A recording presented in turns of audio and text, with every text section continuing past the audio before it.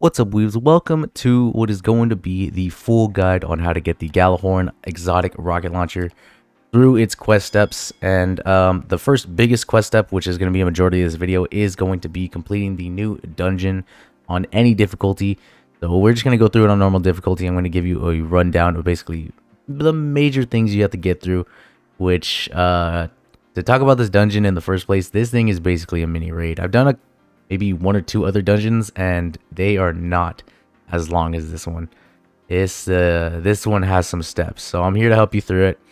And your first step when you come in here is going to be meeting all these fallen and hive at the legendary loot cave, and you're going to be swarmed with hive mostly, and they're going to be dropping these red and yellow engrams that are going to give you the burden by riches debuff.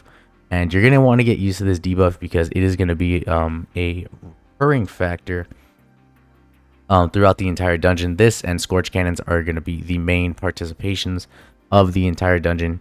So what you're going to want to do is collect as many of these as you can in one sitting. You are going to be running around a lot because Thralls and Acolytes are going to be chasing you, followed by the ever so slight wizard here and there. But what you're going to do is you're going to go inside the loot cave, and you're going to deposit these burden by riches charges into this crystal. It will grow slightly over time, and what will happen is after a certain amount of time, the ground will open up under you. It's a fairly simple one. All you have to really do is just, add control, dump, and then go in. Also, I do want to let you know, be careful about this debuff because, as you can see, there is a timer, and at the end of the timer, if you do have any stacks on you, it will kill you, resulting in a wipe if too many of you have it and die.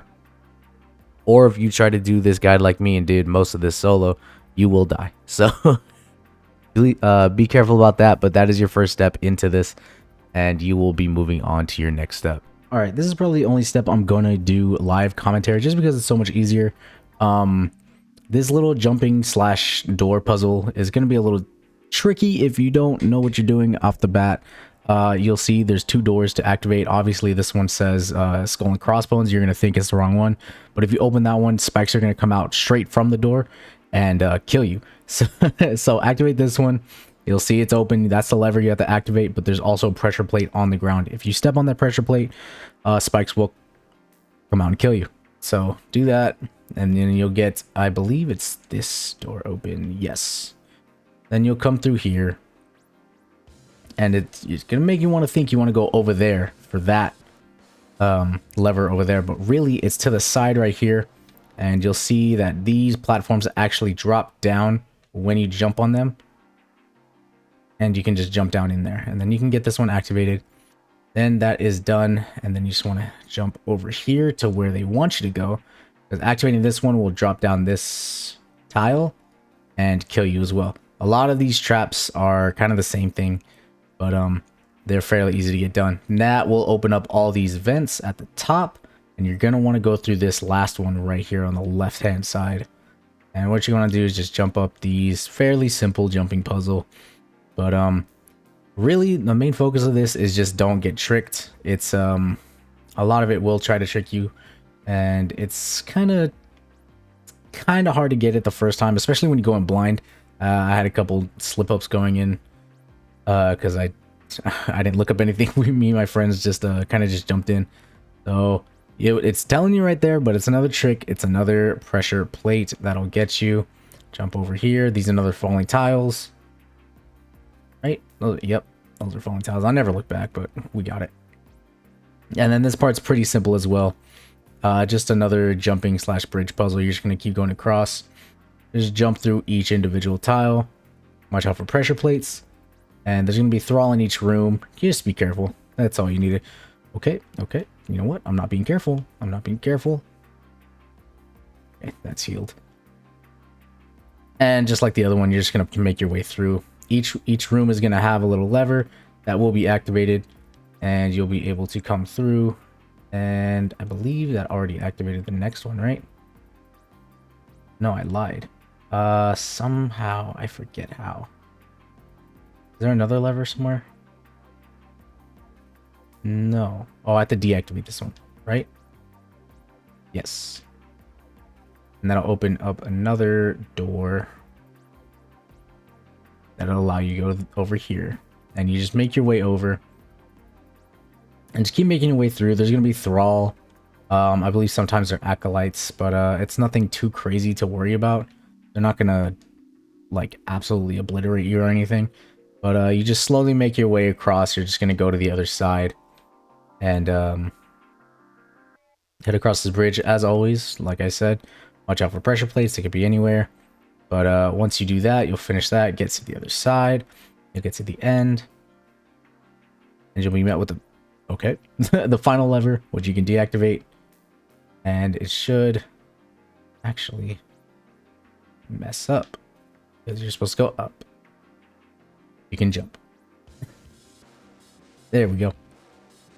So then you activate this one. And then it'll spawn in a Shrieker and some Knights at the other end. But it wants you to get to the other side.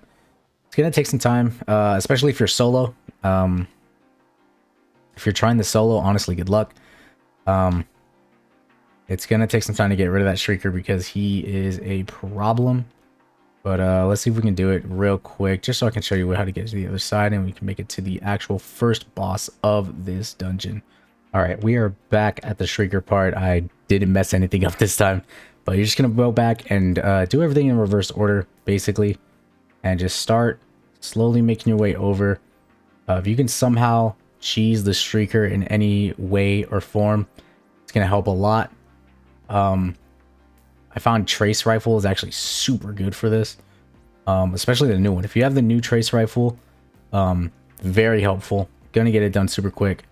Then you have some big boys to deal with. If you have a sword, if you have, you know, basically any just rush down melee thing for that. For him, he's easy. Everybody else is fairly easy. But after that, we'll head on to the next part. But once you clear those mobs, it's going to open up the other side, and you just easy enough. Get to the other side. Nothing too crazy. Just same reverse order. It's going to spawn more thralls. You know, it's a classic hive thing. They're just going to try to overwhelm you with enemies on everything. But honestly, there's nothing really too overwhelming about it. It's, you know, standard thrall. And then at the end, there's a couple acolytes, I believe one knight. And it's just, you know, honestly, the biggest part of this is watching out for the traps. And once you figure out all the traps, you are golden. Be able to make it through no problem, and you will be here. All right, once you get rid of them, I believe... Oh, I actually forget which door it is. We're going to make an educated guess, and if not, I will make a cut. Educated guess was correct. Let's go, baby. Okay, so in this next area, it's going to be like a circular dome type area. There's going to be Fallen and Hive this time. But this is where Scorch Cannons are going to start becoming very much important in this area. You're going to notice that Scorch Cannons are going to be needed everywhere. You'll tell by these generators, they're going to be the biggest tell that you're going to need a Scorch Cannon. And, okay, can you not? But, so you're just going to clear the area. Clear areas really quickly. And then there's going to be one of these areas that's going to be open.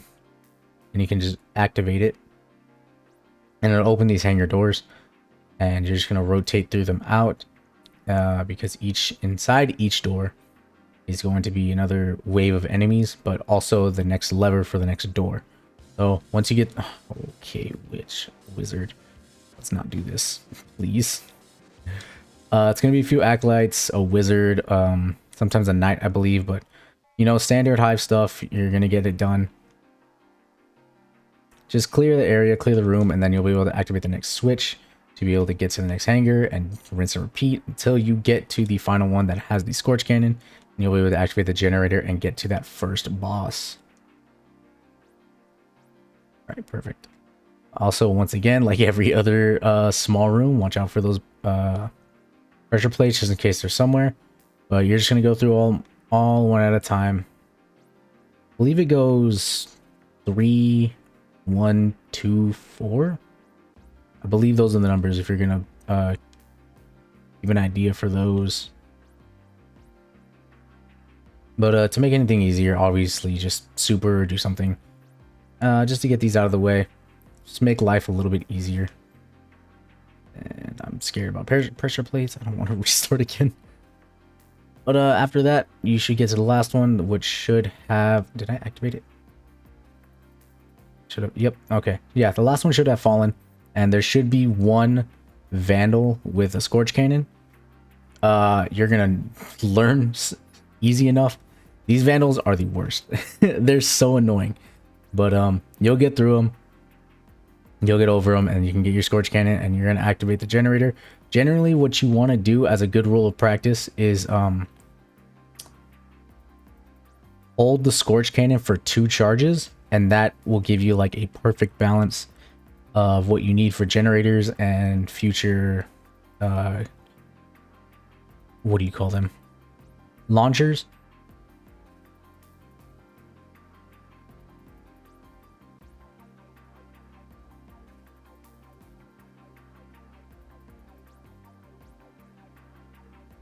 All right, back to it. I think if I remember right, this is one of the Wilhelm messages. If you're looking for the Gjallerhorn new ornament, there's a Wilhelm message somewhere here, right here. This is one of the messages. You have to find like 10 of them, but I do not know where all of them are. I have to work on that. Okay. So once you're done with that, you head to right up here, and you should be in your next boss area. All right, for the first boss of the dungeon, the Ogre, I'm just going to call him the Insatiable because I cannot pronounce that first name. But just like the loot cave, what's going to happen here is a lot more of the same. First, you're going to want to kill that fallen Vandal that has a Scorch Cannon with you. There's going to be 2 generators on the left and right sides. Depending on what side you're looking on, there will be 2 Scorch Cannon generators that open up hangar doors.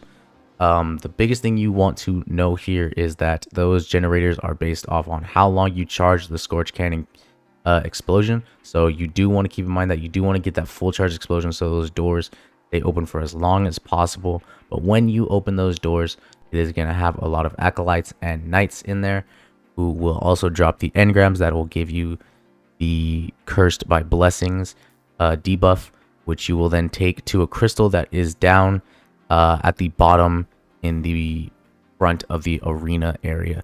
And you're going to take all those stacks you have, dump them into the crystals, and once you have enough, it will initiate a damage phase for the Ogre.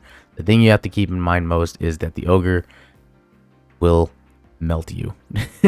Melee attacks, the Eye Blast. He has a small fireball that it throws that leaves an AoE effect that'll hurt a lot. So the strat me and my fire team used was 1 person on the Scorch Cannon opening the gates and then dealing with ads when they could.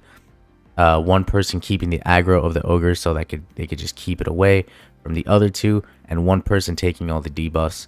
That means killing all the acolytes and knights, getting the help from the Scorch Cannon holder, picking up all the engrams and taking it to the crystal when they can to initiate that damage phase and get the Ogre down as fast as possible. I think for us, it took us around 3 cycles, which actually once we got into the groove was not that bad. It's just a lot of aggro control on the Ogre himself. He is going to be the biggest problem. But after that, we head on to our next section.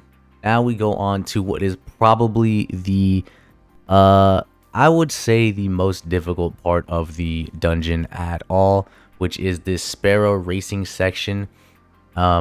This one is super tough because these dregs are grouped up in 3s, but it is such a deceiving group of 3 dregs because about 2 to 3 bullets will explode your Sparrow, and if you don't react in time, that explosion immediately kills you and it throws you out of the race because there is absolutely no time to revive anybody in this section.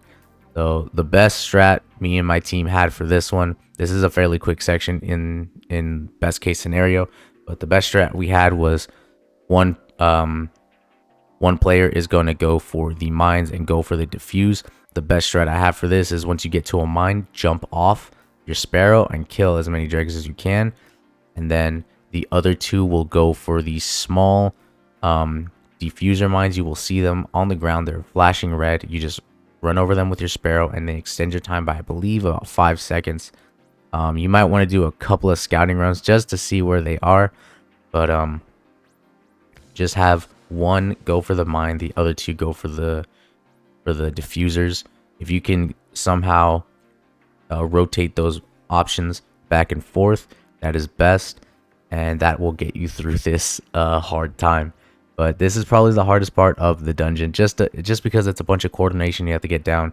It's a bunch of timing you have to get down, and you have to be fairly poignant on your speed and on your turns, and it's very player accurate. You really want to get your inputs down, but once you do, it is straightforward to get it done. But once you get that done, you will head on to the next encounter. The shield, quote unquote, boss of the dungeon area is a place where it is going to be scattered with platforms and launch cannons that you will have to activate through scorch generators. And in each surrounding area, I don't know if it's randomized or not. I haven't done any research on that at all, but you will look around the area. You will look for a shielded servitor that you will have to start at, and you'll go there, and he will be surrounded by dregs and captains and vandals. You will take them down. You will pick up your debuffs and take them to the corresponding crystal in that area. Once that crystal is built, the servitor will lose his shield, and you will be able to take him down and use the servitor's body as a sort of missile to hit one of the areas of the fallen shield, which will inevitably take down its health. You do need to do this about 4 times, and after that you head to the middle, which will take you to a vertical launcher that you do the same thing with, and it's very much just a rinse and repeat setting. Once you get it down, once you get how to rotate your cannons, how to actually use the cannon, remember, always use a fully charged scorch cannon shot on any generator you use, just for safe measures. But once you get it down, it's just a simple wash and repeat. Find the area, get the debuffs, make the crystal, and take down the servitor, and you're golden. And then we can move on to the next area. And the final boss of the dungeon, the Captain Avarok, is going to be another fairly simple one. It's a little mix of everything that you've been doing from the dungeon, just like any other raid or strike that you usually do in here. You're going to be using the Scorch Cannon. You're going to be using the Burden by Riches debuffs on this boss. Now, the biggest thing I have to say with this boss is his minions that drop with him, a Yellow Bar Marauder and Tracer Shank, are probably the worst part about this. They do so much damage. They do not miss. They have incredible accuracy. Also, there's a small water pit in here. I'm not the smartest guardian out here, and I may have fallen into it a couple of times. Just watch out for that. Just watch your footing. It's just an extra step of precaution that they want to keep there. But what you're gonna do here is, first and foremost, take out those two. Take out the Marauder and the Tracer Shank. That'll be a very big burden off your shoulders. Then you're gonna want to find the Scorch Cannon Vandal. They will be usually hanging out in the back of the area, hiding away from you behind the two minions. But you will get that Scorch Cannon from him, and there are 3 Scorch generators, one on the left, one in the middle, and one in the right. You will coordinate with your team which one you will be going to as the Scorch carrier. If you're carrying the Scorch cannon, make sure to let your people know what side you're going to, so they may go to the opposite sides, because on each side, left, right, and middle, it is going to drop 10 engrams to give you the Burden by Riches 10 times debuff that you can take to the crystal and slowly build the crystal to initiate a damaged phase. And I gotta say, it takes maybe around 2 perfect rotations of this, which equates to about 60 of these engrams, because you're picking up about 30 each rotation. But it's not too bad. All the biggest problem you're gonna face is just obviously the boss and his 2 henchmen. Those are probably going to be the biggest problems you run into. The dregs can get overwhelming, but they're just dregs. They're going to go down fairly easily. You know, a couple grenades, a rocket. It's not going to be too bad. Once you get the coordination down, you just have to look up, see where the engrams are dropping, take him down, and you will get him down. I believe this one also took us about 3 to 4 phases of damage and a lot more time of just waiting around just to get these guys down and just figuring out which cannons, which generators we're actually on, because sometimes in these, the certain generators will be off and the other ones will be on, so that you also have to keep a lookout for that. That is something I did fail to mention. But just make a lookout for those generators. There's, like I said, one on the left, one on the right, one in the middle, and you just keep an eye out. Whichever one is glowing blue, that is the one you will be shooting. Let your team know. Get set up, get those engrams, and you'll get those damage phases. Get this boss down in no time. After you completed the dungeon, you will get the next step, which is to collect 7 wolf pack rounds. You'll get the first one from the dungeon boss, and you'll need to get the other 5 from other powerful fallen in the Cosmodrome. And what they mean by powerful fallen, they just mean any yellow bar fallen. So what you want to do, the easiest step you can do, is go to the Cosmodrome, find any public event going on, and just get any yellow bars you can take from there, and you'll get it before the public events even finished. This is a super simple step. It's nothing too bad. You get these super quickly. The only thing that you do have to keep in mind is you do have to inflict the final blow. So if you're in a group of people and someone else kills the yellow bar that you were shooting, it will not count for you and you will not get the wolf pack round. You need to make sure you get the final blow of that hit. So once you get those done, you will move on to your next step. After that, a simple enough step, you're just going to take these parts that Gjallerhorn gave to you, and you're going to take them to Banshee. All he's going to tell you to do is take down a lost sector in the Cosmodrome, and we will head over there right now. So once you get those parts from Banshee, you're going to want to follow my steps and head to the Exodus 2A lost sector here in the Cosmodrome. Nothing too special about it. There's no leveled up enemies, no different boss, nothing really too crazy going on. Just the same old lost sector. If you've done it before, it's the same thing. Just a couple of servitors to fight and a big servitor at the end. And there you will get the final Gjallerhorn parts that you will need to complete this quest. So once you have your final parts from the lost sector, you will head back to Shahan, but you will actually not go to Shahan. Instead, you will go behind him and head into this little garage here. That is where they want you to reassemble the Gjallerhorn right here on this weird gold trim toolbox, and that's where you will recomplete it, and you'll take this nearly complete Gjallerhorn to Shahan, and he will just give you the fully complete Gjallerhorn, and that is how you complete your Gjallerhorn quest and the new dungeon in the 30th anniversary pack. I hope you guys enjoyed this dungeon guide. It's the first one I've done before. It's a little tricky to get this done, especially so quickly. I'm very late on it, but I got it done nonetheless. I'm kind of excited to get back into Destiny 2 like this. Especially this is the first time I've ever done guides. I've never done anything like this before. This is super fun. I really like doing guides like this. Let me know what you guys think in the comments below. If you guys did enjoy the guide, if you guys are enjoying the Gjallerhorn, let me know with a like. And if you guys are new, make sure to hit the subscribe button, and I'll catch you guys in the next video.